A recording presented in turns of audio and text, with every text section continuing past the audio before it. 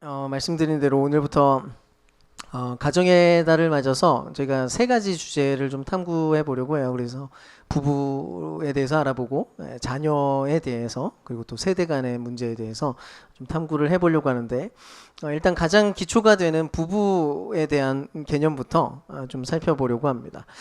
물론 우리 가운데는 뭐 여러 가지 상황 중에 있다 보니까 즉시 모두에게 다 적용되는 이야기는 아닐지도 모릅니다. 근데 괜찮습니다. 오늘 말씀은 꼭 부부관계가 아니어도 모두에게 유익이 되는 굉장히 지혜로운 내용이 지혜가 담겨있는 그런 말씀이기 때문이에요. 그래서 아무튼 일단 한 가지 데이터로 시작을 해보겠습니다. 한국 리서치라는 곳에서 매년 결혼인식 조사라는 걸 했어요. 같은 질문을 부부들에게 던졌습니다. 가장 여러 가지 질문들을 던졌는데 그 중에서 이제 제일 단순한 질문은 이거였어요. 당신의 결혼 생활에 얼마나 만족하시나요? 10점 만점으로 답해 주세요. 그랬더니 이제 재밌는 결과가 확인이 됐는데 일단 30대까지는 남편과 아내의 점수가 비슷합니다. 둘 다 7점대예요. 남자는 7.6, 여자는 7.2. 근데 40대부터 이제 달라지기 시작하는데 40대는 남편이 7.4, 아내는 6.1로 여성이 좀 떨어집니다. 1.3 차이가 났죠. 그리고 50대가 되니까 남편 7.1에 아내 6.0으로 둘 다 소폭 떨어지더니 70대가 되면 남편은 7.3으로 오르는 반면 아내는 5.5로 추락을 합니다. 격차가 이제 훨씬 벌어지게 된 거죠. 확실한 거는 이제 이 조사 말고도 굉장히 다양한 결혼 만족도 조사들이 있는데 시간이 지나면 지날수록 대체로 결혼 만족도가 점점 더 안 좋아지는 방향으로 사실 계속 확인이 됩니다. 실제로 최근 조사를 보니까 지난 10년 사이에 황혼 이혼이 무려 50% 증가했다고 하더라고요. 예. 가정법원에서 이제 그 이혼 상담을 오래 해온 한 전문가가 이런 말을 합니다. 표면적인 트리거는 늘 경제 문제, 시댁 문제, 생활 습관 차이인데 알고 보면 진짜 원인은 늘 비슷합니다. 부부 사이에 소통이 끊긴 거죠. 이혼이라는 물리적 거리는 결국 심리적 거리의 결과물일 뿐입니다. 라고 얘기해요. 그러니까 이제 이혼하는 대부분의 문제들이 사실은 소통에서 시작된다는 그런 이야기예요. 오늘 설교 제목이 사랑하는데 왜 이렇게 어긋나일까? 인데요. 실제로 대부분의 부부가 사랑해서 결혼하죠. 처음부터 사랑하지 않는데 만나가지고 결혼하는 일은 뭐 흔한 일은 아닙니다. 문제가 근데 어쨌든 그래서 사랑하지 않아서 문제가 발생하는 것은 아니라는 거죠. 근데 어쨌든 문제가 진짜로 사랑하는 마음은 있는데 그럼에도 불구하고 그 사랑이 서로에게 제대로 전달되지 못하는 일이 벌어지고 있고 그 사랑이 서로에게 연결되지 못해서 결국 어긋나는 현상들이 계속해서 비일비재하게 벌어진다는 데 있습니다. 아무튼 오늘 좀 차근차근 좀 이 말씀들을 통해서 부부 사이에 관련된 세 가지 내용을 좀 우리가 알아보려고 합니다. 우리가 말씀 앞에서 좀 지혜를 발견하게 되고 자신을 돌아보고 또 진실하게 반응하는 그런 은혜가 있으면 좋겠습니다.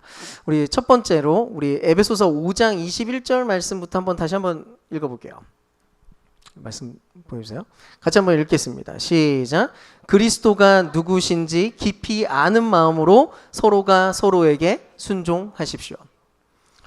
자, 이 말씀은 이제 부부에 관련된 이야기를 하면서 제일 서두에 지금 일단 나온 말씀이기도 하지만 사실은 부부관계에서만 이야기하고 있는 이야기는 아닙니다. 이거는 그리스도인들이라면 당연히 모두에게 적용돼야 될 인간관계의 한 측면을 보여주는데요. 실제로 바울이 이 주장을 하는 배경을 보면 18절에 이렇게 시작을 해요. 오직 성령으로 충만함을 받으라 하면서 여기까지 와요.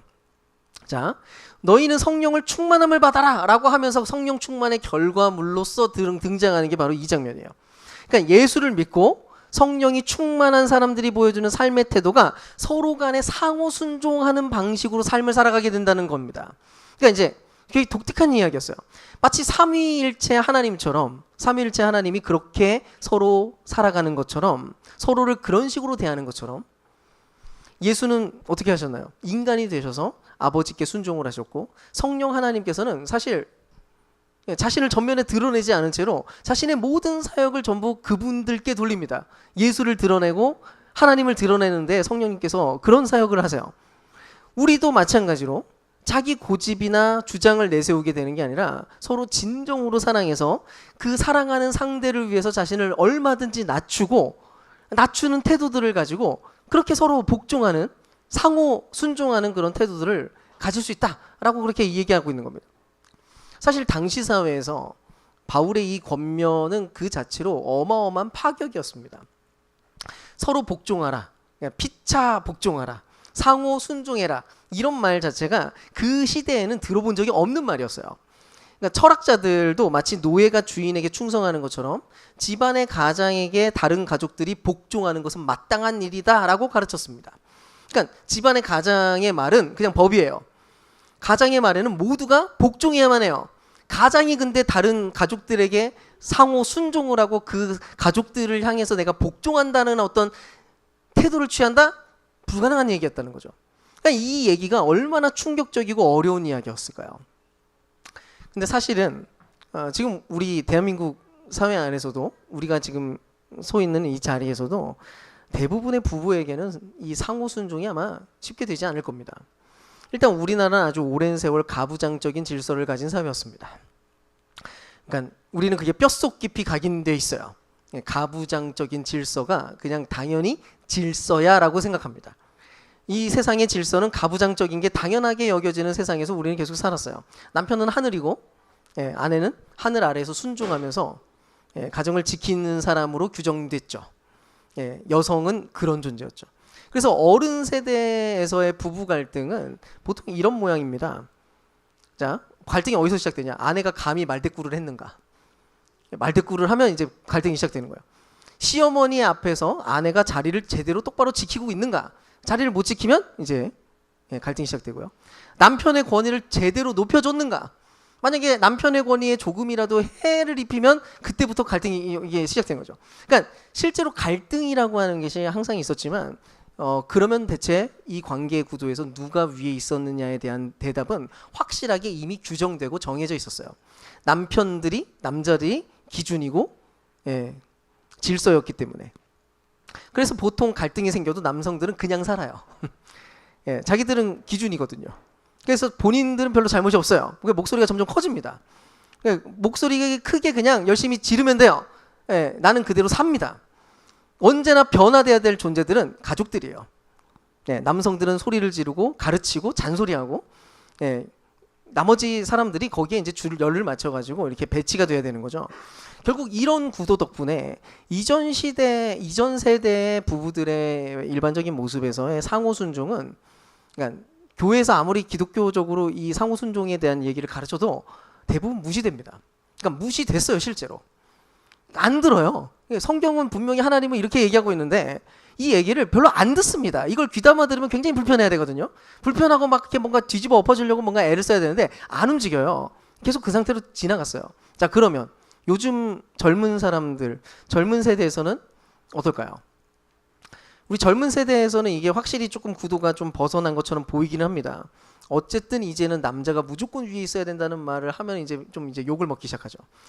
거의 없어요. 그래서. 근데 어떻게 보면 그런 면에서 이제 꽤나 우리가 평등한 부부가 된 것처럼 보이기도 합니다.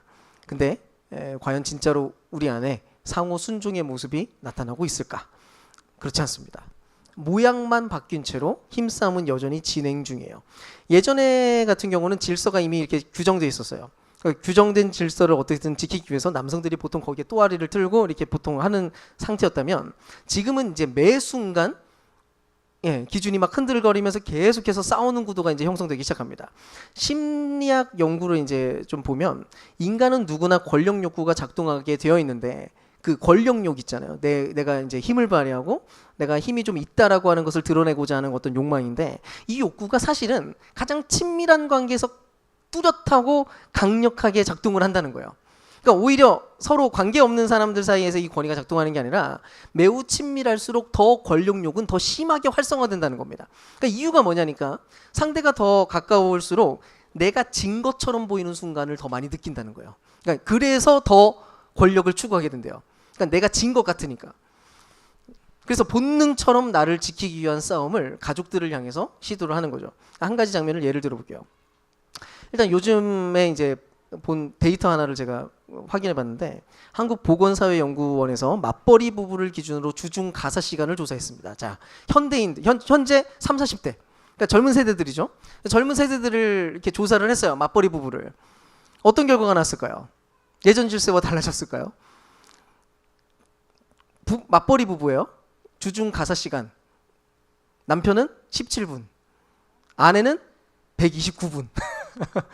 잘 드세요. 맞벌이를 조사했는데 둘 다 일해요. 둘 다 일하는데 가사 시간이 엄청난 차이가 있어요. 아내가 무려 7배 이상 가사 일을 하고 있대요. 근데 여기서 재미있는 현상이 벌어집니다. 이 조사에 참여했던 남편들에게 물어봤어요. 거의 대부분이 어떤 대답을 했냐면 나도 꽤 많이 하고 있어 라고 대답했어요. 그러니까 솔직히 아내 입장에서 어떤 생각이 들까요? 이 부분에서 또 한 가지 좀 짚고 넘어갈 부분이 있는데 가사와 육아에 눈에 그 뻔히 보이는 가사 육아 말고도 보이지 않는 영역이 굉장히 많다는 사실에 있습니다. 일단 청소하거나 설거지하는 일은 눈에 보이는 가사 일이에요. 근데 아이의 예방 접종일을 챙기고 부모님 생신이 다가오는 것을 의식하고 냉장고에 떨어진 반찬들을 점검해서 반찬을 채워넣고 아이의 학교 생활과 준비물을 챙기는 등등의 이런 일들이 구석구석에 얼마나 많은지 모릅니다. 전 사실 몰라요. 예, 그래서 저희 아내에게 감사합니다. 사실 대부분은 그러니까 한쪽이 짊어진다는 거죠. 이런 모든 대부분의 일들은 한쪽이 짊어지는데 이걸 담당하는 누가 그러면 담당할까? 실제 연구까지 했어요. 당연히 여성입니다. 그러니까 실제 데이터가 지금 이 시대에도 상당히 비대칭적인 어떤 구도가 형성돼 있다는 것을 보여주는 팩트가 이제 형성돼 있어요. 근데 신기하게도 일반적인 상황에서는 어떤 일이 벌어지냐면 이런 일이 벌어집니다. 아내가 퇴근해서 이제 지쳐가지고 이제 일하고 와서 돌아왔는데 남편이 먼저 퇴근해가지고 소파에 누워가지고 핸드폰을 이렇게 열심히 보고 있는 거예요. 그러니까 아내가 이제 딱 돌아왔는데 설거지가 하나도 안 돼 있는 거죠. 아내가 이제 화가 나고 짜증이 나가지고 얘기를 합니다. 설거지 좀 해주지 그랬어. 그랬더니 남편이 대답을 해요. 아니 그 미리 말 좀 하지. 말했으면 내가 했지. 아내가 속으로 이제 분을 사귀면서 차갑게 말합니다. 아우 됐어. 그냥 내가 할게. 하고 끝났어요. 자, 누가 잘못됐고 누가 뭐 좀 옳은지 뭐 이런 거는 각자 판단에 맡기고요. 아무튼 이 상황에서 남편은 이렇게 생각을 했어요. 아니 내가 집안일을 아예 안 하는 것도 아니고 내가 하는 게 있긴 있는데 하면 시키는 것만 했다고 뭐라고 하고 안 하면 또 안 한다고 뭐라고 도대체 뭐 어쩌라는 거야. 자, 결론적으로 이 두 사람이 서로 그러니까 각자가 다 억울한 마음이 들기 시작해요. 서로가 조금씩 물러서 가지고 상대방의 상황이 이해되기보다는 관계 자체에 계속해서 균열 현상이 벌어지는데 확실한 건 객관적으로 누가 더 잘했느냐 못했느냐가 여기에서 작동을 안 한다는 데 있어요. 자, 실제 팩트를 체크하는 게 별로 의미가 없어요. 자, 어쨌든 둘 다 이 부분들에 대해서 가만히 잘 안 됩니다. 언제나 서로가 그 객관적으로는 실제로 솔직하게 못한 사람이라고 해도 그 못한 사람 자신은 사실 그렇게 생각을 안 한다는 거예요. 오히려 자신이 이렇게 생각해요. 내가 참아주고 있다. 내가 참고 있다. 내가 그래도 많이 참아준다. 이런 생각을 각자 하고 있다는 거예요. 서로가 억울해합니다. 데이터로 보면은 일단 이거는 지금 가사 얘기만 한 거라서 여성 쪽에 약간 더 기울어 있지만 다른 면에서는 또 다를 수 있어요. 다양한 입장들이 어쨌든 존재하니까. 어쨌든 이 상황의 데이터로 보면은 여성이 좀 억울할 것 같은데 안타깝게도 여성만큼 남성의 마음에도 똑같이 계속 억울함이 쌓이는 일이 벌어진다는 겁니다. 이번 주에 내가 이거 참아줬다. 당신이 나에게 몇 번 무시하는 듯한 말을 내가 들었는데 내가 넘어가줬다. 내가 이런 것도 내가 당신 안 보는 사이에 내가 이것도 했는데 당신 그거 몰라준다. 뭐 이러면서 이제 결국은 뭐 다양한 입장에서 쌓이기 시작하는 거예요. 결국 이렇게 자기 자신이 상대방을 위해서 무언가 내가 참아주고 있고 견뎌내고 있고 내가 지금 지고 있다라고 하는 이런 억울함들이 점점 더 쌓이기 시작하면 이제 문제가 발생한다는 거예요. 그럴 때마다 우리는 본능적으로 힘싸움에서 권력적으로 이기고 싶은 욕망이 무조건 작동하게 돼 있다는 겁니다. 친밀할수록. 그러니까 생각해 보세요. 이런 구도를 계속해서 놔두는 한 어떻게 여기서 상호 순종이 가능하겠어요? 불가능합니다. 오히려 어떻게든 상대방이 내 말을 조금이라도 더 듣게 만들고 내가 그래도 이번에는 이기고 있다라고 하는 생각이 들게 될 만큼 어쨌든 그렇게 애쓰고 싶어지는 거예요. 그리고 오히려 상대방이 나에게 복종하기 시작할 때 쾌감이 드는 거죠. 말 잘 듣네. 이제야 내 말을 듣네. 막 이러면서 쾌감. 심리학자 존 카트만의 연구를 보면 이런 힘싸움과 밀당 때문에 부부 사이에 발견되는 게 비판, 방어, 경멸, 담쌓기라고 얘기해요. 이 네 가지가 전부 다 관계를 심각하게 파손하는데 특히 경멸은 가장 강력하다고 얘기합니다.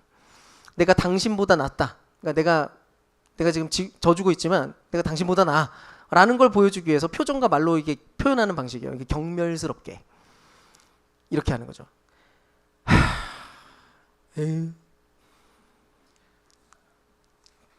에휴 저거 비꼬는 말투를 하는 거죠. 또 잘하는 게 없어 저거.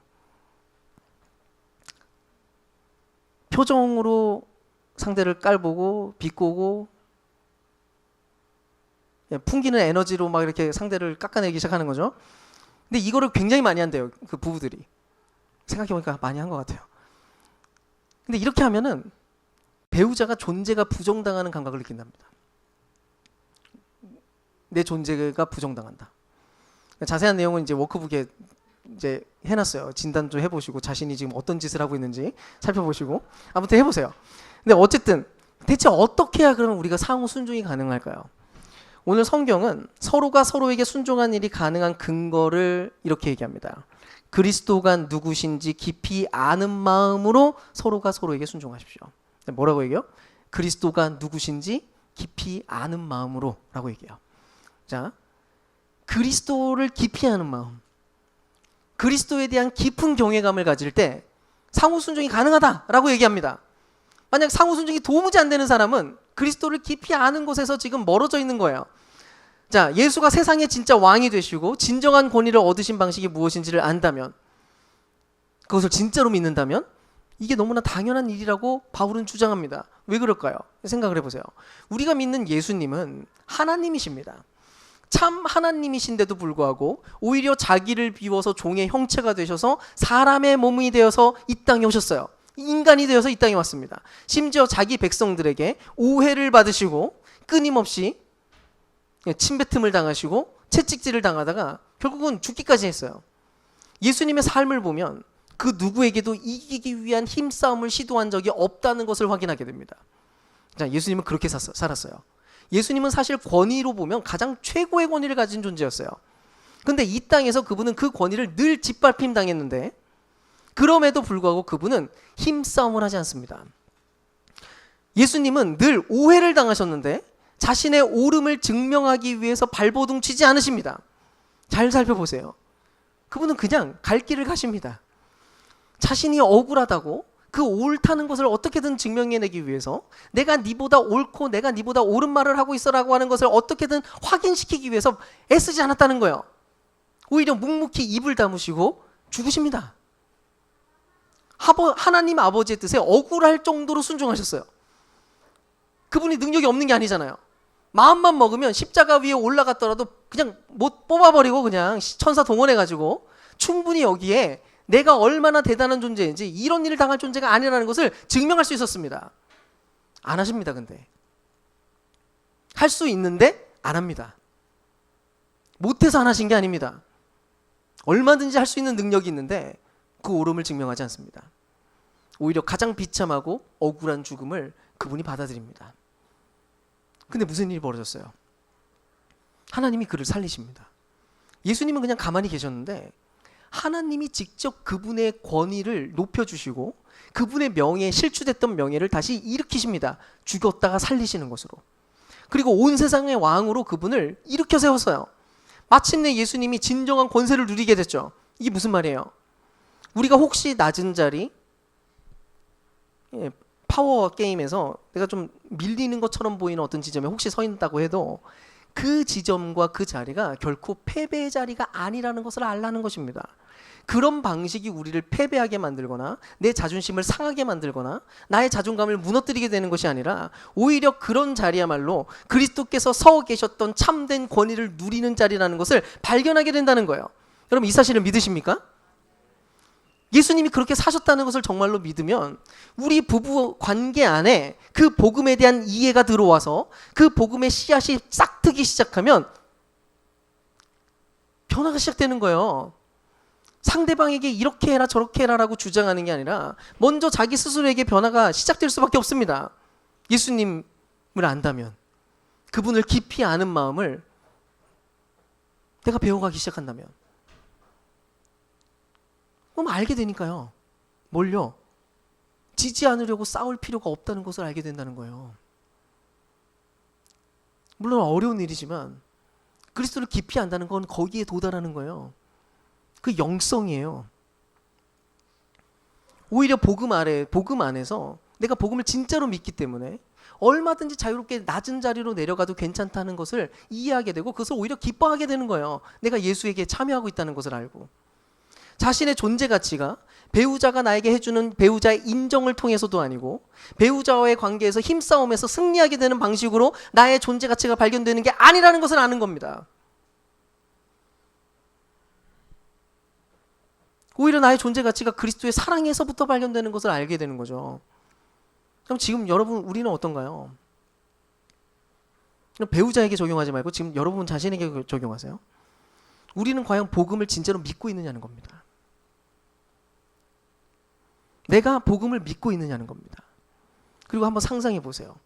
부부가 함께 그리스도를 진정 경외한다면, 정말로 그리스도를 깊이 알게 된다면 어떤 변화들이 일어나게 될지, 어떤 관계 구도가 형성될지 한번 상상해 보십시오. 그래서 우리가 앞으로 연습해야 될 너무너무 중요한 부분이 사실 이거예요. 그리스도가 누구신지 깊이 아는 마음으로 서로가 서로에게 순종하는 것이 모든 변화를 일으키는 가장 중요한 태도입니다. 그리스도를 깊이 이해하고 그 자리에 서보는 거죠. 자, 어쨌든 이제 바울은 부부관계에 대한 두 번째 층위로 들어갑니다. 자, 예수 그리스도를 아는 마음으로 서로 복종하고 서로 순종하는 태도를 가지라라고 한 다음에, 일단 25절에서 30절까지 이어지는 내용을 보면 여기서 사랑하라는 단어가 무려 6번이나 반복되는데, 25절 한번 읽어보겠습니다. 25절 같이 한번 읽을게요. 시작. 남편들이여 아내를 사랑하십시오.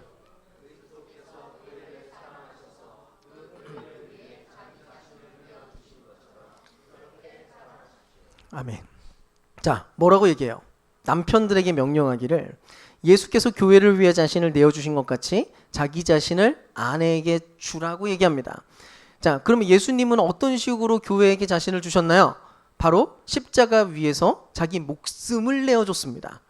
결국 이 부분에서 남편이 아내에게 주어야 될 사랑은 감정이나 개념으로 표현되는 게 아니라 매우 구체적인 상대를 위한 내 시간과 내 관심과 자존심과 필요하다면 목숨까지 내놓는 직접적인 선택을 지금 요구하고 있는 거예요.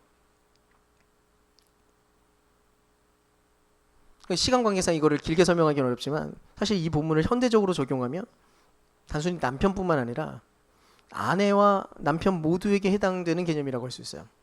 즉 남편이든 아내든 서로를 서로에게 내어주는 사랑을 해야 된다는 거죠. 어쨌든 그렇다면 지금 우리 부부들은 어떻게 사랑하고 있을까요?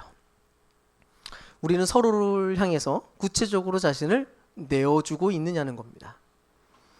이 부분에서 중요한 차원 하나를 좀 다루고 싶은데요. 실제로 우리가 구체적으로 자신을 내어준다는 것은 결국 자기 중심적으로, 그러니까 내 방식과 내 스타일대로 사랑하는 게 아니고요. 상대방 중심으로 사랑한다는 것을 의미합니다.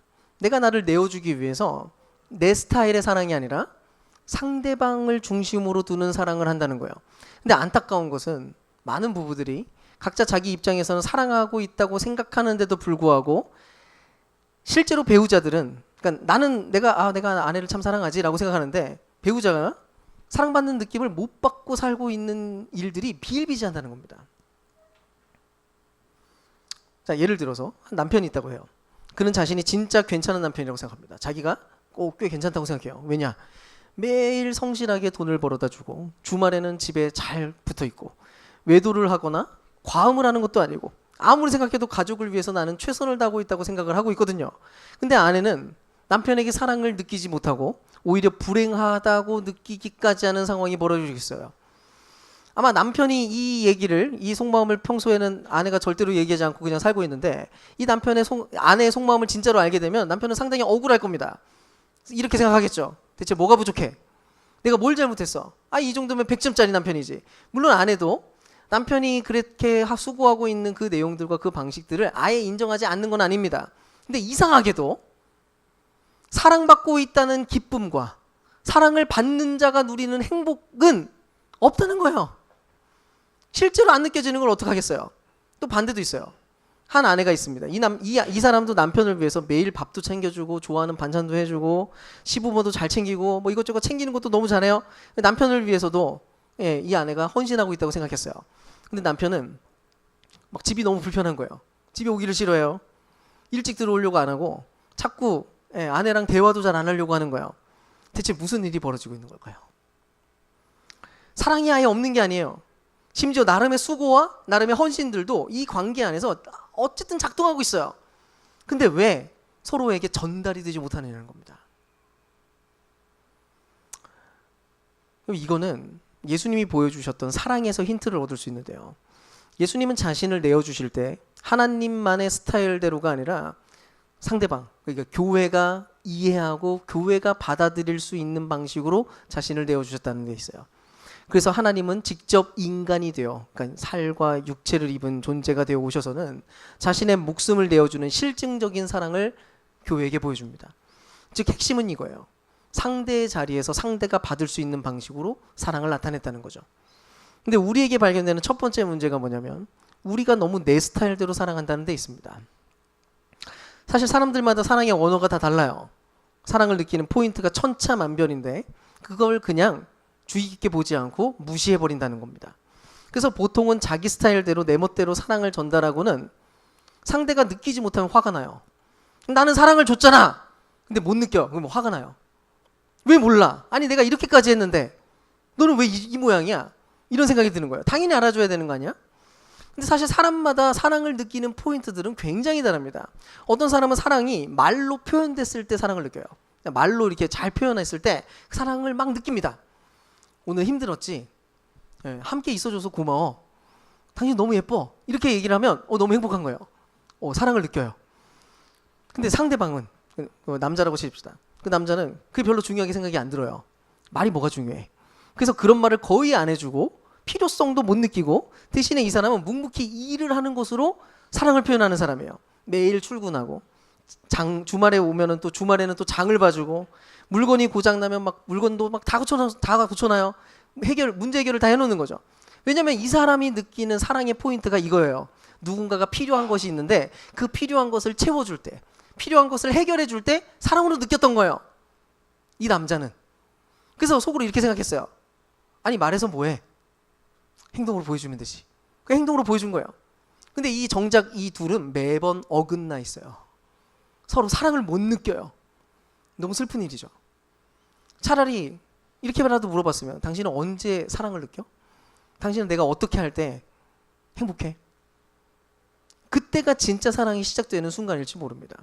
근데 사랑이 전달되지 않는 또 다른 이유가 있어요.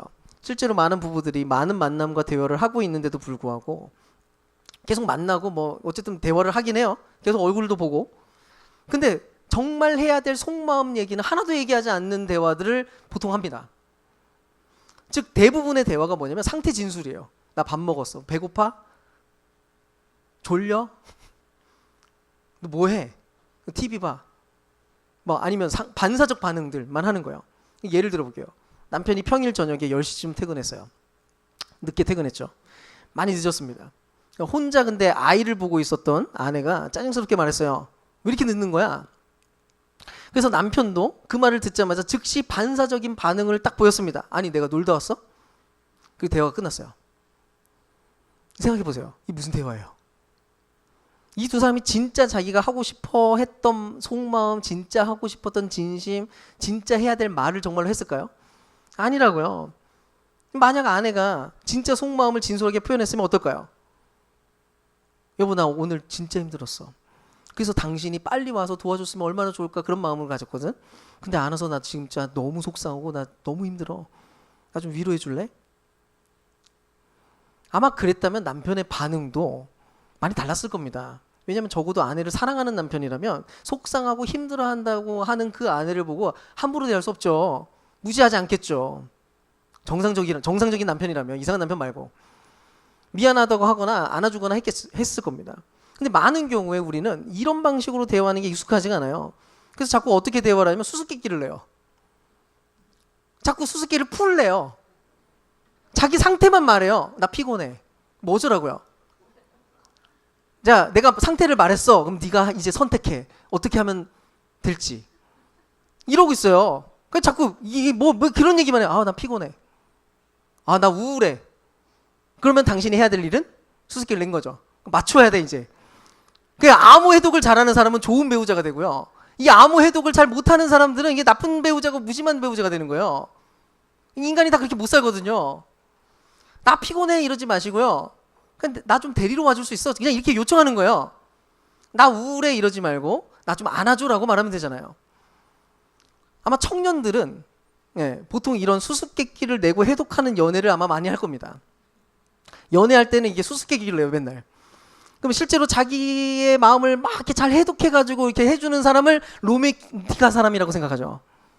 근데 우리는 여러분 결혼하면 그런 거 못합니다. 평생 로맨틱한 게임을 하기 위해서 결혼하는 게 아니거든요. 로맨틱 게임은 그때만 할 수 있어요. 결혼하면 로맨틱 게임 못해요. 다 파탄납니다.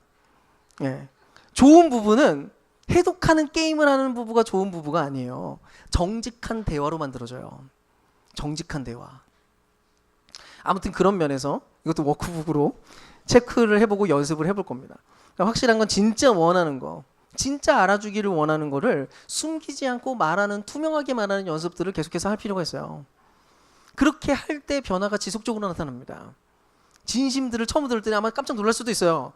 너무 놀라지 말고 진심을 그냥 받아주세요. 어쨌든 그런 대화들을 좀 연습할 필요가 있습니다. 어쨌든 지금까지 우리가 부부가 상호 순종해야 된다는 것과 사랑하되 서로에게 닿을 수 있도록 자신을 내어주고 표현하는 문제를 좀 나누었는데 이제 바울은 모든 이야기를 정리하면서 예상치 못한 한마디를 던져요. 자, 32절에서 33절 말씀을 한번 또 같이 한번 읽어보겠습니다. 시작. 이 비밀은 정말 큽니다. 사실 나는 지금 부부 이야기를 넘어서 그리스도와 그분의 교회 이야기를 하고 있는 것입니다. 그러니 여러분 한 사람 한 사람도 각자 자기 아내를 자기 자신처럼 그렇게 사랑하십시오. 그리고 아내는 자기 남편을 깊이 존중하기를 바랍니다. 아멘. 자, 지금 무슨 말을 하고 있냐면 앞에 계속 부부 얘기를 쭉 했어요. 그리고 여지껏 이야기한 부부에 대한 이야기가 사실은 그리스도와 교회의 관계를 비추는 표지였다고 얘기를 합니다. 그리고 이게 바로 커다란 비밀이라고 얘기를 해요. 즉 남편과 아내가 그리스도를 경외함으로 진정한 연합을 이루어갈 때 그리스도와 교회의 연합을 바라보게 만든다는 것이고요. 그렇게 부부가 서로에게 자신을 내어줄 때 마침내 그리스도가 교회를 위해서 행하신 일을 발견하게 된다는 겁니다. 자, 부부가 똑바로 진정한 관계성을 맺으면 그 부부관계를 통해서 그리스도와 교회의 빛이 드러나요. 만약에 우리가 좋은 부부관계를 만들고 누린다면 그 자체로 하나님의 영광이 될 뿐만 아니라 심지어 아직 예수를 알지 못하는 사람들에게도 하나님, 그리스도가 교회에게 하시는 일들이 무엇인지를 드러내는 선포가 될 수 있다는 겁니다. 그 부부관계가 상호 헌신을 하고 있는, 상호 순종을 하고 있는 그 부부관계, 서로가 자신을 내어주는 진실한 대화와 소통이 이루어지는 그 관계. 그래서 그 안에 그 독특한 내어줌이 발견될 때 이런 일이 일어난다는 거예요. 한마디로 결혼은 그 자체로 완결된 제도가 아니라 오히려 더 크고 놀라운 이야기를 주목하게 만드는 그림자이자 선교적 장치라는 거죠. 그리고 이거는 한편으로 또 이런 의미가 있어요. 그래서 만약 우리의 결혼이 아름답게 유지가 될 수 있다면 그것은 우리가 더 노력하고 더 인내하고 잘 해냈기 때문에 이루어지는 일이 아니라 하나님이 세우신 결혼이라고 하는 이 언약 자체가 성취해내는 사건이라는 의미가 있어요. 자, 결혼이 아름다운 결과물을 맺었어요. 이유가 뭐냐면 네가 잘해서가 아니라 하나님의 놀라운 언약이 그 놀라운 과정들을 이끌었다라고 하는 것을 증명하는 표시가 된다는 거예요. 그래서 독일의 신학자 본헤퍼가 이런 말을 합니다. 너희의 사랑이 결혼을 지탱하는 것이 아니다. 이제부터는 결혼이 너희의 사랑을 지탱한다. 그리고 그 결혼은 하나님이 하나 되게 하신 것이다. 예. 우리가 지난주에 오늘 가지고 기도를 지난주 요약을 해주셨는데 헤세드의 집에 대해서 우리가 살펴봤잖아요. 기억이 나세요? 이건 상대방의 어떠함에 관계없이 끝까지 신실하고 무조건적인 하나님의 사랑을 표현하는 말이었어요. 그러니까 우리의 어떠함이 아니라 하나님 아버지의 그 사랑이 어떠함 때문에 신실하게 채워지는 게 헤세드였잖아요. 그 진정한 헤세드의 집이 되신 예수께서 마침내 교회를 구원하셨습니다. 교회가 신실했기 때문에? 아니요. 여전히 교회는 매번 흔들리고 또다시 등을 돌리는데도 불구하고 그리스도께서 홀로 신실하시기 때문에 성취되는 일이에요. 결국 교회가 여전히 망하지 않고 교회가 여전히 소망을 잃지 않을 수 있는 이유는 그분의 헤세드가 교회를 강력하게 붙잡고 있기 때문이라는 겁니다. 마찬가지예요. 사실은 결혼 역시도 그 헤세드의 언약적 사랑이, 언약적인 능력이 작동하는 자리인 것이고 그분의 언약의 혜택을 누리게 되는 어떤 무언가라는 거예요. 이 결혼 언약은 우리 둘만의 언약이 아니라는 거예요. 교회와 그리스도와의 사이의 언약이 여기에 함께 연결되어 있다는 겁니다. 혹시 저와 여러분의 부부됨 역시도 현재 많은 깨어짐과 어긋남 가운데 있을지도 모릅니다. 사실 우리 각자가 저지른 실수와 연약함 때문에 일어나는 일인데 불구하고 예수 안에 있는 자들에게는 그분 안에 있는 헤세드가 그 결혼을 붙들고 결국 부부의 부부됨을 이끌어간다고 얘기하고 있는 겁니다. 그런 면에서 한 가지 짚고 가고 싶은 게 있는데요. 이 본문을 읽으면서 단순하게 남편을 그리스도에게 연결시키고 아내를 교회에다가 연결시키고 매칭해서 보면 좀 곤란합니다. 왜냐하면 세상 그 어떤 남편도 그리스도 같은 존재는 없거든요. 그래서 자꾸 미궁에 빠져요. 이거는 그런 말이 아닙니다. 오히려 부부관계 자체가 그리스도와 교회의 신실한 언약을 비추는 그런 자리인 것이고요. 남편이든 아내든 둘 다 그리스도의 언약 아래에서 사랑하는 존재로 서 있게 되었다는 것을 보여주는 겁니다. 우리 모두가 그리스도의 헤세드의 혜택을 입고 마음껏 사랑을 입은 그런 존재가 된 것뿐이니까요. 그래서 부탁드립니다. 아무리 어려워도 또 실수하고 또 깨지고 또 싸워도 아름다운 부부됨을 만들어가는 일에 여러분 포기하지 않으시기를 바랍니다. 낙심하지 마십시오. 물론 우리 자신들만 바라보면 답이 안 나와요. 이렇게 내가 연습하고 노력한다고 해서 쉽게 변하는 건 아니거든요. 어렵습니다. 굉장히 오래 걸리는 일이고 쉽지 않습니다. 근데 그 위에 그리스도가 계시다는 것을 이해하라는 겁니다. 이 언약이 우리를 변화시킨다. 그리고 거기서부터 또다시 시작하는 겁니다. 또다시 더 들으려고 하고 더 자신을 내어주는 사랑도 해보고 서로 순종하기 위해서 더 애써보는 거죠. 이건 우리끼리 그냥 행복해지는 수준을 넘어서는 비전이 있는 이야기예요. 이것은 비전이에요. 우리가 아름다운 부부됨을 만들어갈 때 하나님이 영광 받으세요. 교회와 그리스도의 성교적 능력들이 나타나요. 우리가 똑바로 살면 그것 자체로 성교하는 것과 같아요. 얼마나 멋진 일입니까? 내 자녀들에게 성교적 삶을 사세요. 좋은 부부가 되시잖아요. 아이들이 예수를 믿을 겁니다. 우리의 부부됨이 깨지잖아요. 아이들이 교회를 떠납니다. 그 얘기예요. 이제 말씀을 마치려고 합니다. 오늘 우리가 세 가지를 살펴봤어요.